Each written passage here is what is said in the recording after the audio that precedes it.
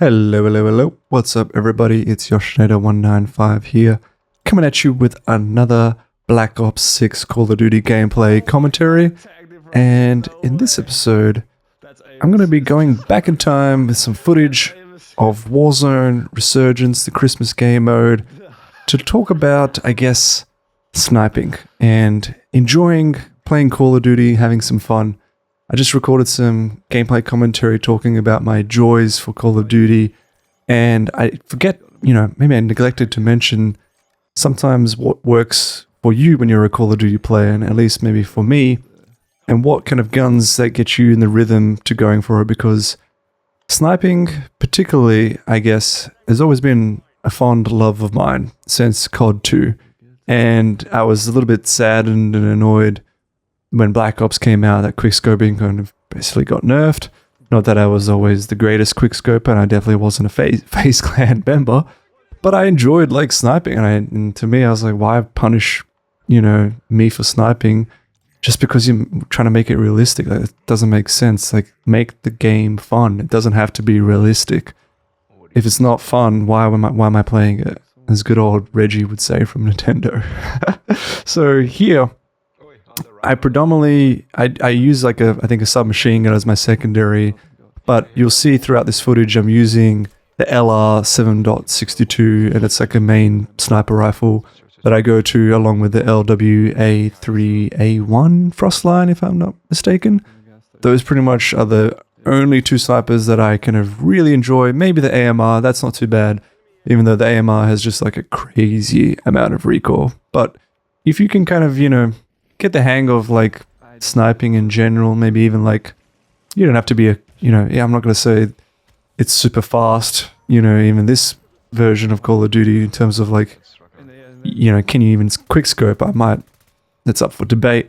So, it's a little bit, better than maybe the original Black Ops where it was like kind of really nerfed, but you can still kind of get some decently fast, aim down sights. But in general, I'm not the best quickscoper, but I do still like kind of being tactical with the sniper and really nailing those long shots, and especially if I get like areas where it's just like an open lane and getting those headshots.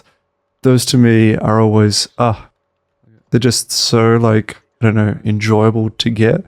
And I think part of, my enjoyment when it comes to Call of Duty, especially I would say in Warzone, is the sniping element, because I just seem to kind of get a good, or at least I'm growing to get a good portion of my kills that come from sniping, as you see me fail spectacularly on the screen. But a lot of my times when I actually down someone is because I'm going for their headshots. I'm going for those easy downs where I can just pop him in the head, and then it's just like money. So like even this guy, I'm trying so bad to get this guy, but I couldn't get him. But my mate sniped him, and then we basically precisioned him, and that's pretty bad time. It's always like a killer combo 1-2 punch. If you can down someone, chuck on a precision, walk away, you pretty much don't have to do anything.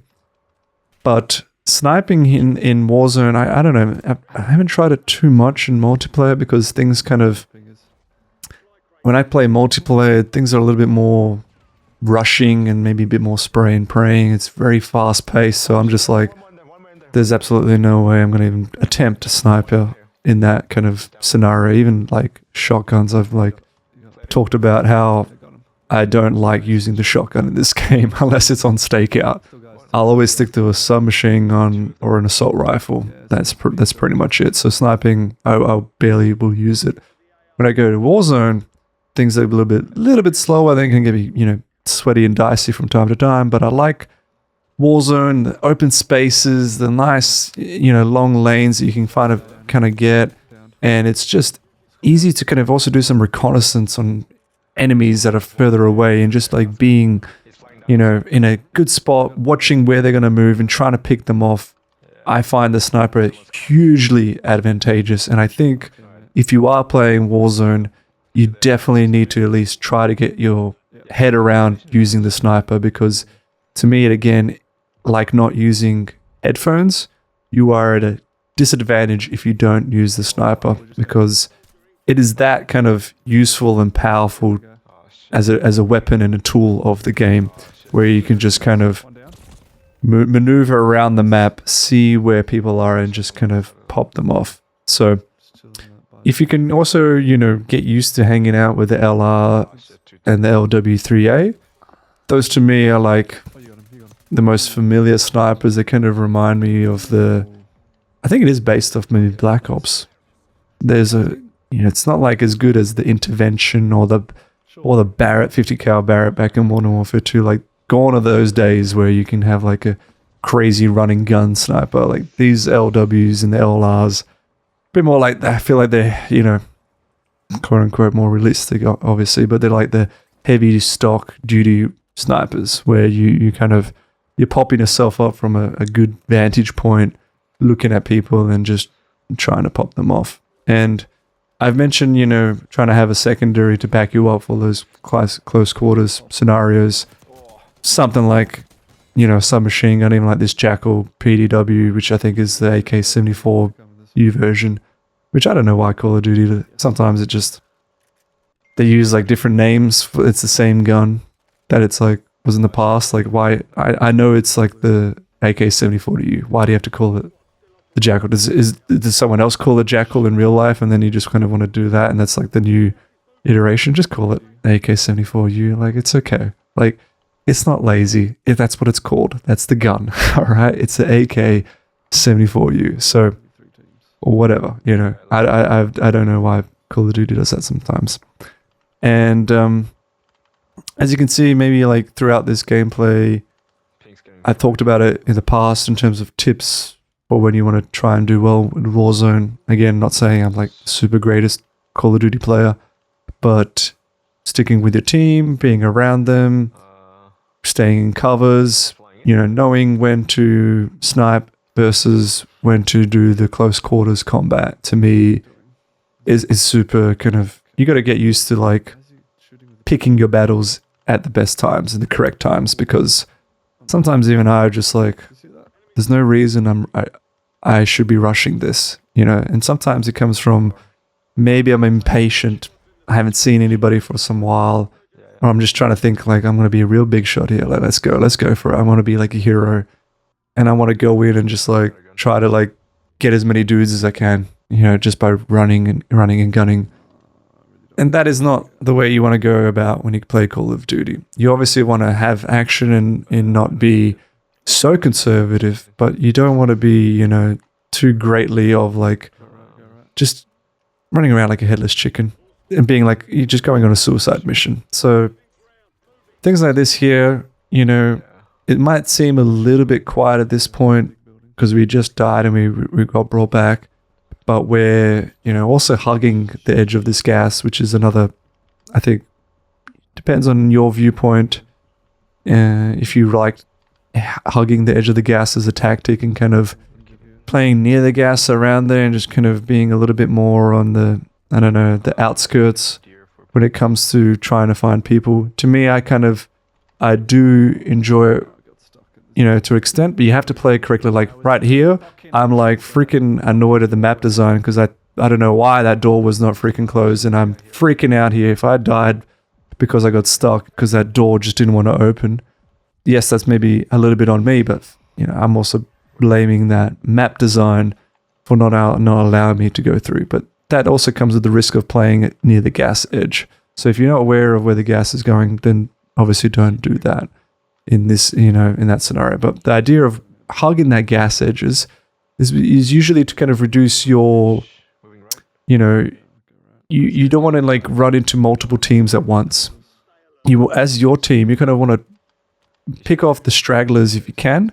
And if you do encounter another team, to me, I guess you want to kind of have like a team versus team battle. Like you're trying to assert yourself, can you squad wipe them to move you up and obviously keep going through the game. But if you're doing like, you're running into the center and there's just so many teams there, it's like a Mexican standoff, and all of a sudden things are just so much dicier that you're more likely to get killed and shot in the face, and then it's not a good time. So you're not going to have that kind of, the win record if you're just, going willy-nilly and going to the hot spots and just putting yourself out there and running into multiple teams. So hugging the gas edges, being a little bit more tactical and watching where the kind of like, if there's empty spaces, no one's around and it's a bit of an empty field, you know, you got to have a better time. You're going to have that increase in the survival rate because you want to hang around as much as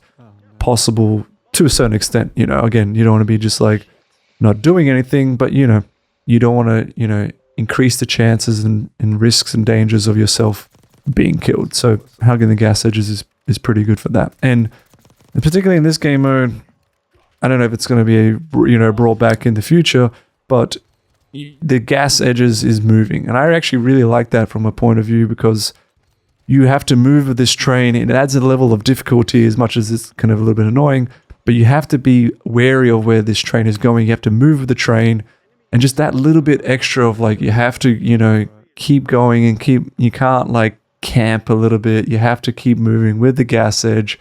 Bit of running, gunning, shooting from across the sides. To me is actually, I like that challenge. It's fun. To me, it's fun. So, you know, hugging that gas edge here is probably even harder than say like, you know, normal Rebirth Island or Area 99 where just the circle just kind of keeps coming closer and closer and you can kind of, so long as you're near the edges and just coming a little bit closer, that's it. You know, you don't have to follow anything or move with the train like in this game mode. But I wish they had this maybe, and I hope they bring back something similar where the gas circle is actually moving. To me, there's something interesting about, you know, seeing teams, and I think sometimes you're just like running, and I'll be like watching teams running as well. I'm on this side, the left flank, and they're on the right flank, and you're just like trying to pop them off while you're running. It's like, it's hard, but it's so fun to me at the same time. I just like, I don't know. It's kind of maybe tapping into a bit more of a run and gun scenario that I enjoy. And you can kind of see like here it's duos. I think there's 3 teams left. And I don't even know if we try at some point, you know, trying to bring back your teammates can be a dangerous thing because it's like an oxygen mask when you're on a flight. Do you put the oxygen mask on yourself before you try and help your teammates out, you know, or try and help your loved ones out?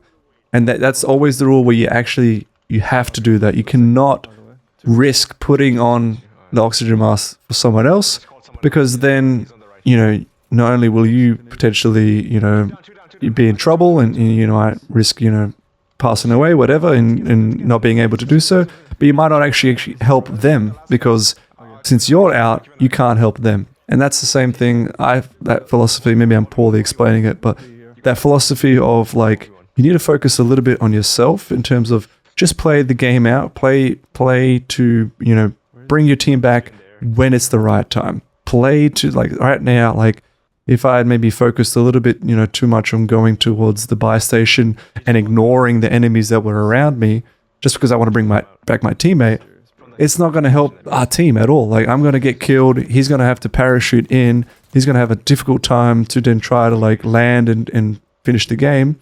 And ultimately we just die. Whereas like here, I can maybe wait it out a little bit, survive a little bit longer, wait till like there's no enemies around me.